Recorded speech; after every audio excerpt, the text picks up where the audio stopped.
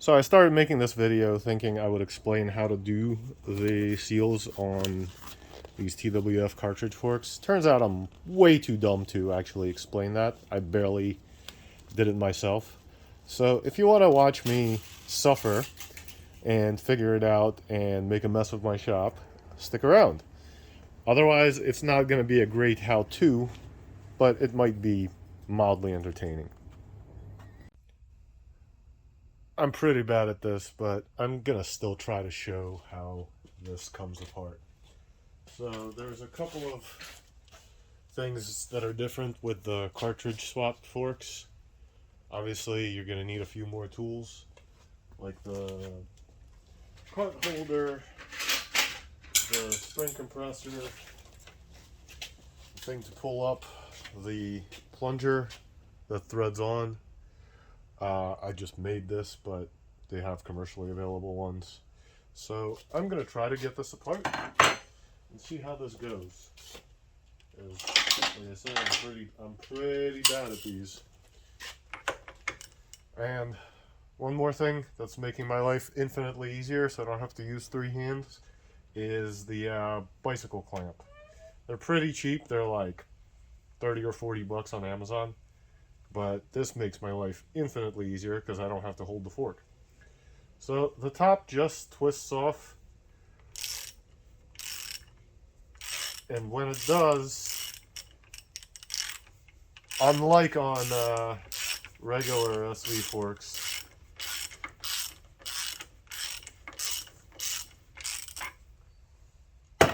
absolutely nothing happens. And that's because this whole thing is one big unit that's screwed from the bottom to the top.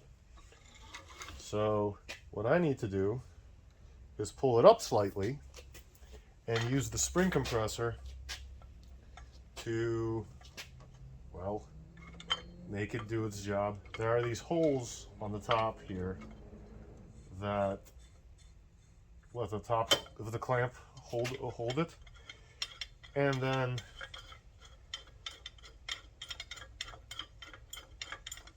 well, let's speed this up. I'll be here all day. And then the spring compressor threads in and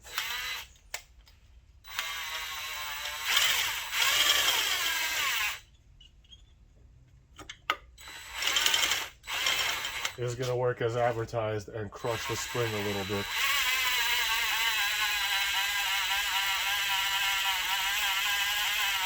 You don't need much. You just need to get to the point where this nut is showing, and then you stick in the holder tool. I have no idea what the name of this object is, but it's basically just two forks, two different sizes. And then you get in here with a 17 millimeter and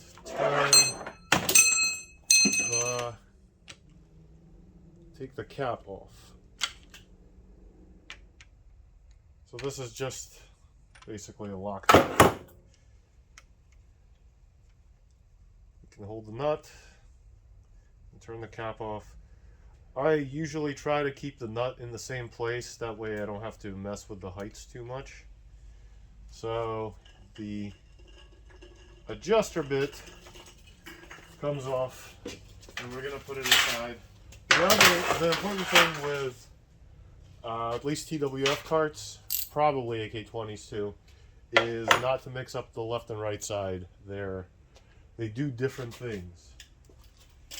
So now what I can do is I can pull the rod out and just try to wipe things down as I go. Makes for less of a mess in the shop.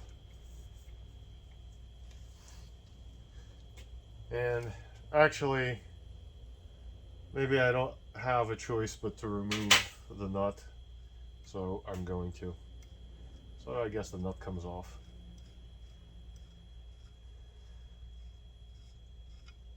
Then there's a washer in here. That is now at the bottom of my drain pan. The good thing is I have lots of washers.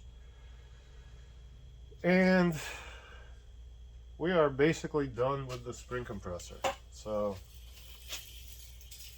I can turn it back out.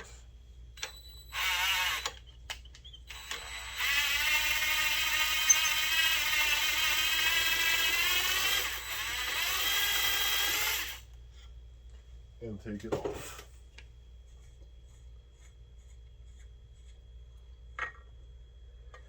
Alright, set that aside. Don't need it right now. And the next thing we have in here is just this little plastic collar. Basically all it does is keeps the spring centered, gives you something to grab onto, and then the spring. So you can wind this out, clean it up as I'm going to try to keep some of the oil off the shop floor. This is incredibly messy usually, so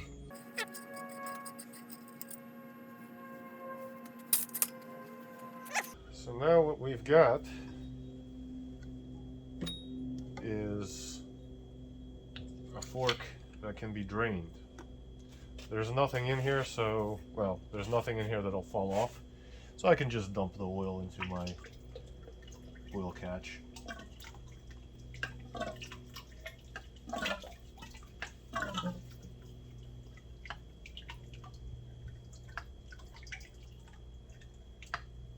Anyway, we can let this drain for a while. I can sit upside down. I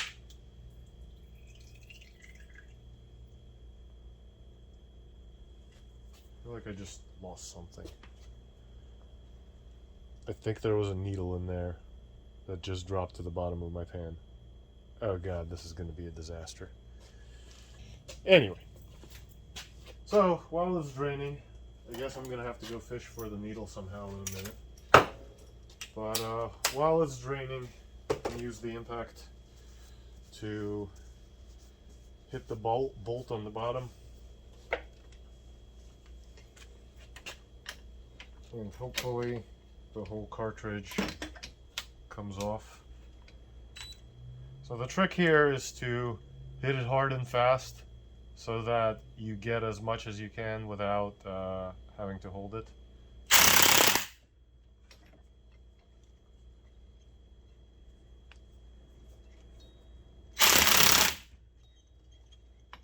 It's really on there.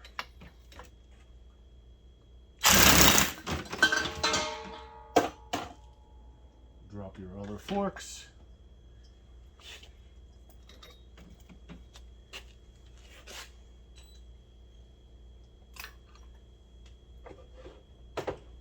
Alright. Maybe I'm better off clamping it back into the bicycle vise.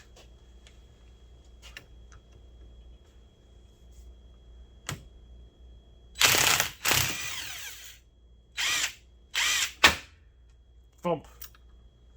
So there's the cartridge falling out and gradually sliding down out of the fork. I really hope, I gotta figure out if I lost something important or if that was just some random other hardware clunking to the ground. I really hope I didn't lose anything important. Anyway, so now the cartridge can come out.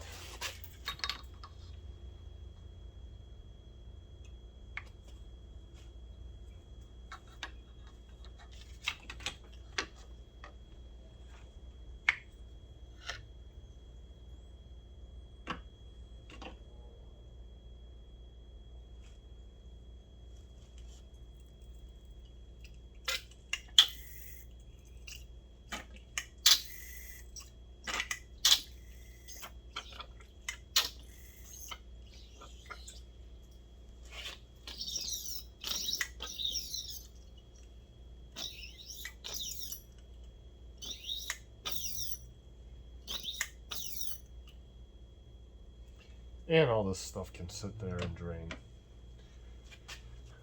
Delicious. So while stuff is draining, we can get the dust seal off as well as get the fork seal out. All I'm doing is just prying up the dust seal. This is basically the same exact thing as doing regular forks.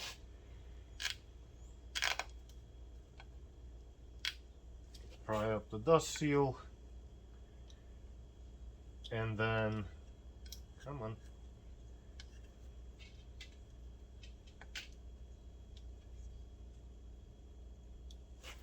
Get a bigger screwdriver.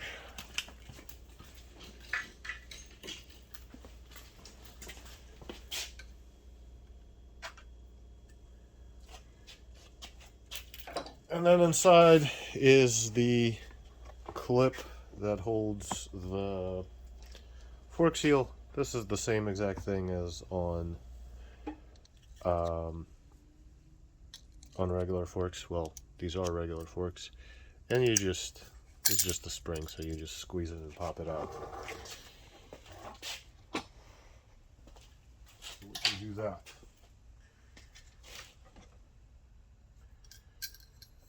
Slide all these guys off. I'm going to be reusing the clip because I don't have any other ones.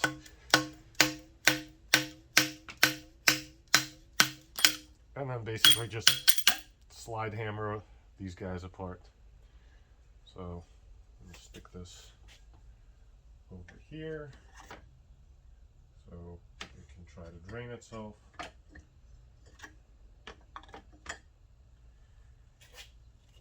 Pull the seal off. That's going to go in the trash. Wipe it down as much as I can. Inspect the bushings. These look really, really fresh. There's still a lot of copper on them, so I'm going to keep them. I mean, if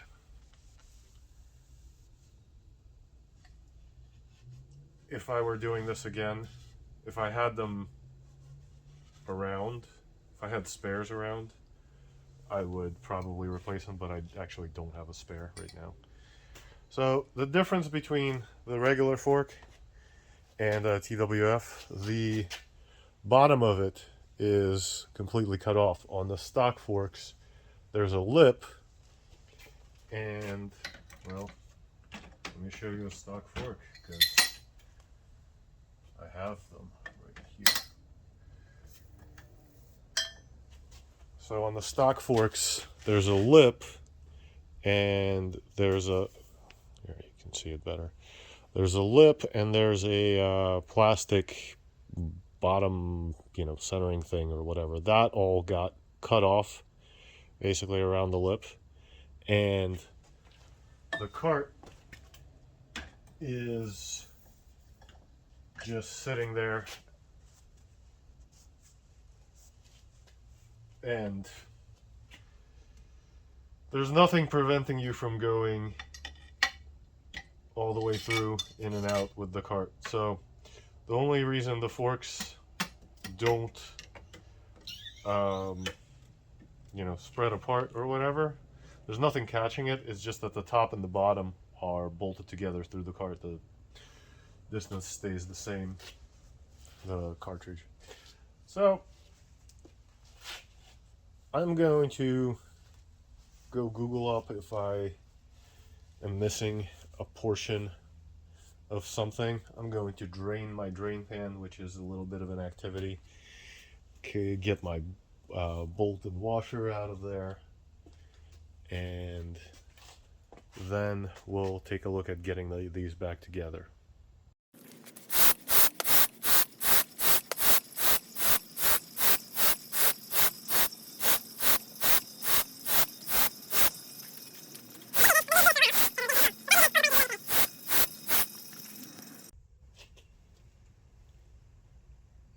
Yep, this is a fucking disaster, because this tub I use as an oil drain for forks probably has like 10 gallons of oil in it. So pumping it takes forever. So I'm gonna try something else.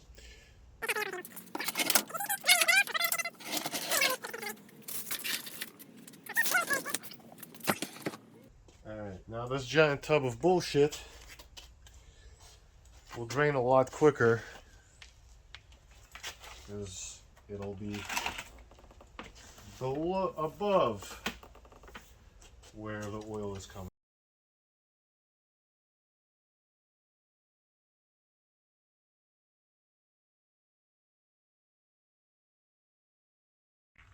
Now that I think I got this set on autopilot, hopefully, big hopefully, let me mention this wonderful tool.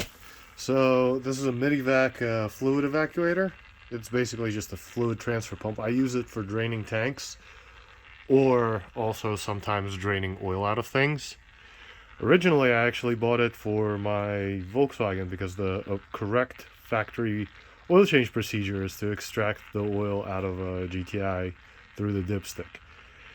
So what it's doing right now is it's kind of on autopilot, sort of gradually, but anyway, I don't have to pump because once I built up pressure, the fluid level here is higher than the fluid level there. So once I built up some pressure, it's just gonna keep pumping or draining. So this takes a while because big jug. Sludge. Alright, that's about all the fluid I'm gonna get out of there. So now it's time to glove up and go scuba diving for whatever the fuck it was that I dropped in there. This is gonna suck. But hey, I found lots of useful and potentially useless parts, like a piece of pipe and some stock damper rods. Alright, this is delicious.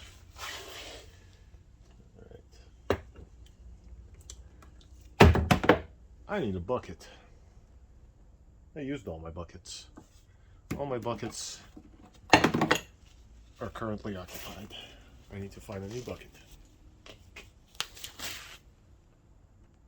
So this whole hunt for the needles caused a bit of mayhem in my shop because it turned from let me drain that thing into let me clean the oil off the floor because there's always drips somewhere to let me dig through a bunch of sludge to find these guys. And these guys are actually what makes the cartridge work. So what they are is a needle with a spring. Come on. So what happens is as the needle is pushed down by the adjuster, it sits deeper or further out on in a hole and lets more or less oil through. So this is what controls your damping. Don't be like me. Don't dump those things into 10 gallons of oil because you're gonna have a bad time. So now that I have all my parts recovered from the murky depths of the drain pan, let's take a look at what goes into a cartridge fork versus a factory one. So spring is a spring, same spring actually as stock. The upper gets machined down to cut out the lip that's on here and get rid of that plastic cap thing. The cartridge itself is over here. There is some kind of valving inside it. I am not a suspension expert. There are probably a few videos, maybe Race Tech or somebody who's got explanations of how these work. But the cartridge basically sits the entire length of the fork and is attached to the cap here. Then we have the thing I sent into the depths, the needle. This is what controls how oil flows in and out of the cartridge. This and the spring. And then that sits, well, I can actually put it together while I'm at it. So that sits in here, nose down. Then there's the rod, which all this stick does, is it lets the adjuster up here control how much it's pushing down on the spring. Then just some spacers, nut, etc. for holding it all together. So really simple system. It's not actually, from a service perspective, it's not that much more complicated than a factory fork. But the gotchas there are, don't lose your parts in the drain pan, and don't mix up the fork legs. Like, do one at a time so that you can't lose a needle or mix up which cartridge goes with which adjuster with which needle, stuff like that. I lucked out. This kit, I actually had to email Zoran, who's awesome, by the way, twfracing.com. I had to email Zoran and ask, hey, do the needles matter? Send him pictures. He was like, no, on that cartridge kit, those needles are the same. Which I lucked out, because otherwise we'd be playing matchy match. So I'm going to try to get this together. Let's see if I can make a mess of that. So I'm going to put in the cap just for, so it doesn't fall apart on me. I'm just going to set it there so so I don't have to go fish for the spring again. And I will need to get, well, I should start with getting the fork seal in.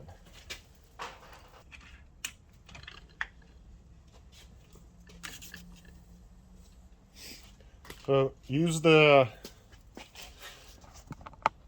the bullet makes it a lot easier, because then you know you're not going to rip a seal on the lip. So I'll slide that down. Wiggle, wiggle, wiggle. Come on.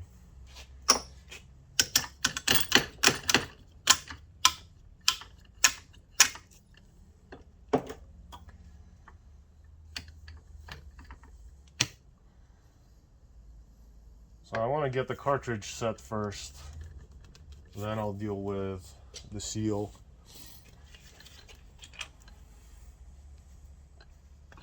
Which means I gotta get the stupid bullet off.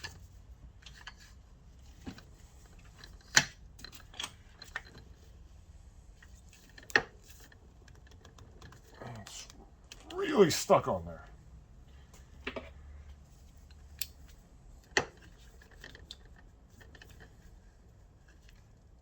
Wonder if there's a good way to do this with the seal driver.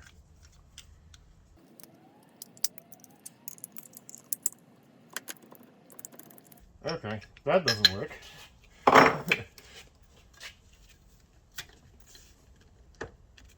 Of course I got this stupid cap stuck on.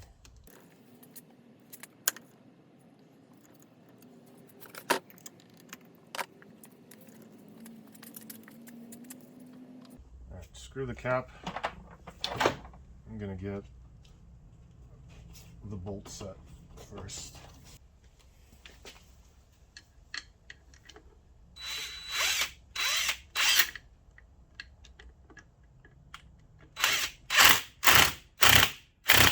So now we know the cartridge is set in its place. The bolt that holds it from the bottom is run down. So that isn't going to go anywhere.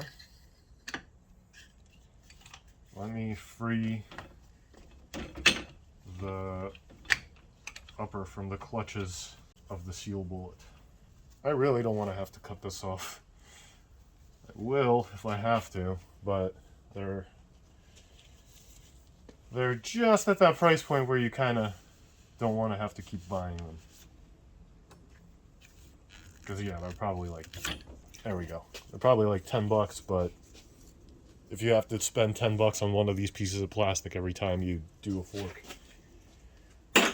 it'll get a little stupid. So anyway, now I have the cartridge.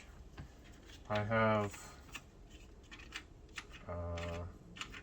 the bullet.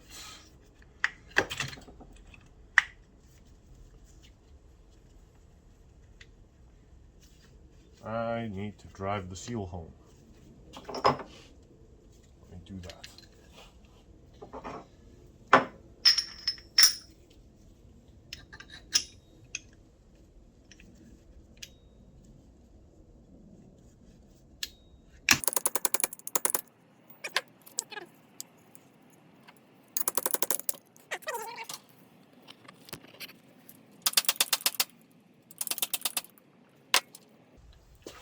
Get the clip in.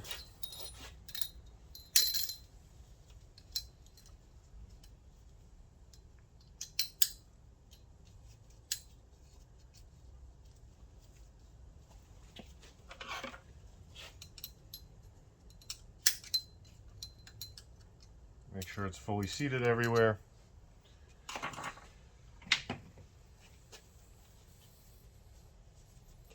So I'm reusing the dust seal because it was in pretty much fine shape. And but what I do want to do is I want to get all the oil off of it so that it's nice and clean, so that any leaks that I have are from me screwing up, not from like residual oil on the dust seal. And that just slides over.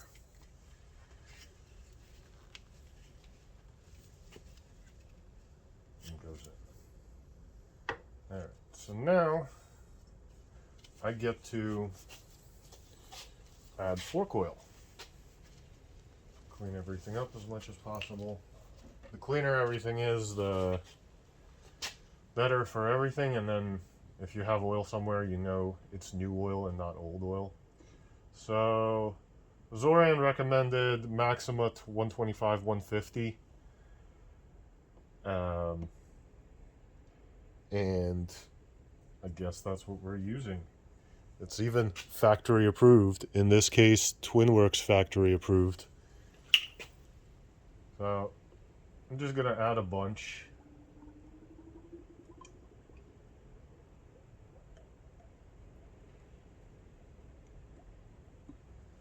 And then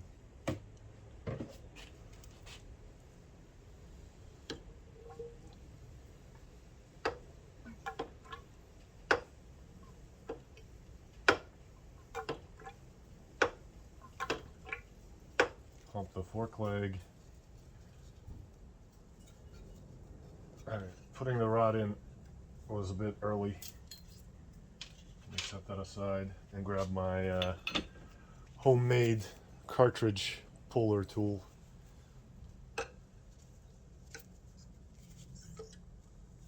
All it is a nut that I put on a bolt that matches the threads on these.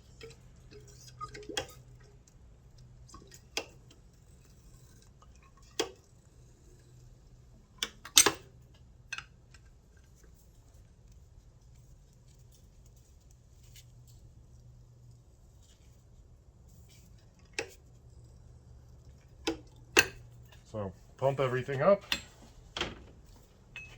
Hans and Franz, we're here to pump you up. And then top off some more oil.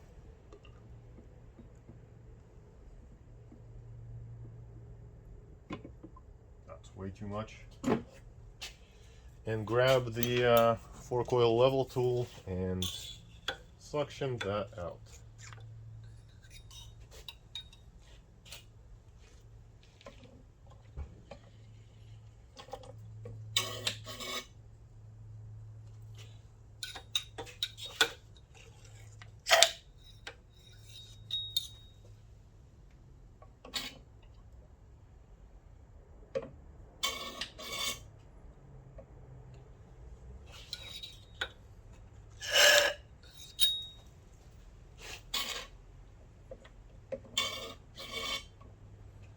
for his carts, Zoran said 130 millimeter from the top. So that's what we did.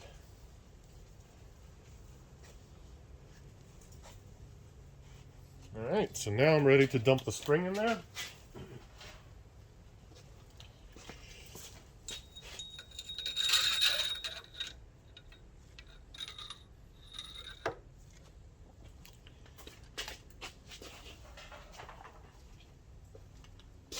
And then I'm going to have to set the nut and washer in place, which means I need to compress the spring so that the rod can actually reach up high enough. Well, let's see, maybe how high up does this go?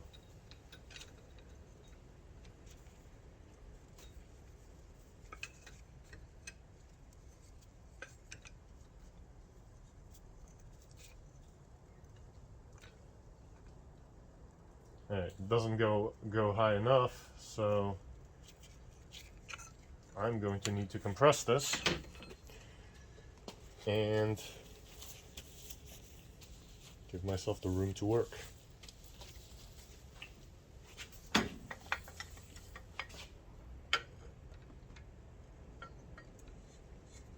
Racetech spring compressor has entered the chat.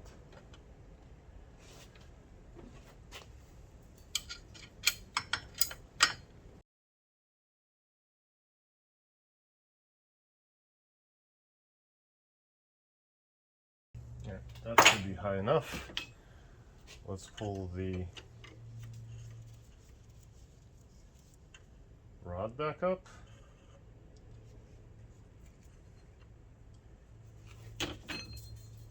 Set the nut on it.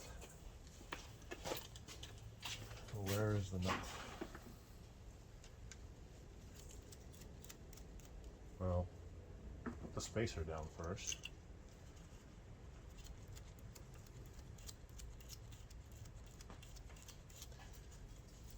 Put it about halfway like it was,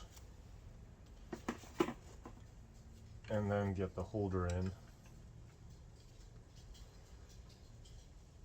And now I can actually release the spring compressor.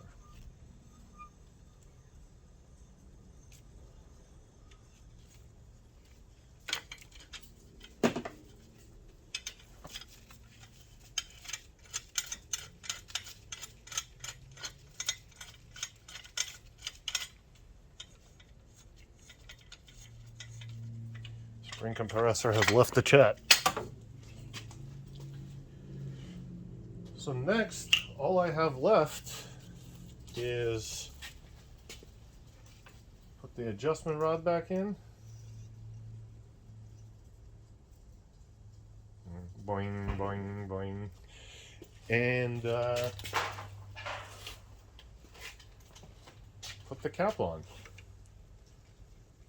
So to put the cap on, I'm going to need whatever huge size this is.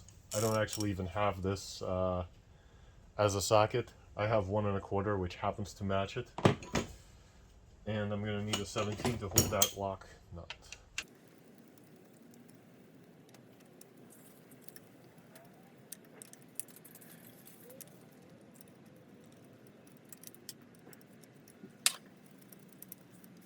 Maybe I should have left the spring compressor in play. That probably would have helped, because then I'd have a little more room to tighten this.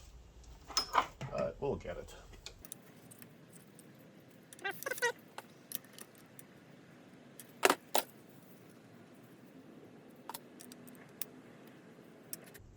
Now that worked out well. I took the I took the cartridge holder out and swapped it with the wrench. Now we can get it nice and tight.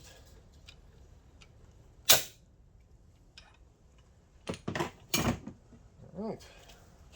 Now all that's left is pull the fork up and tighten the cap. The cool thing is the settings didn't even change, because didn't have to change anything on the preload. I didn't have to change anything on the compression or rebound adjusters. I just put it back together the way it was, and hopefully it works the same. Obviously, after a test ride, we'll know better. But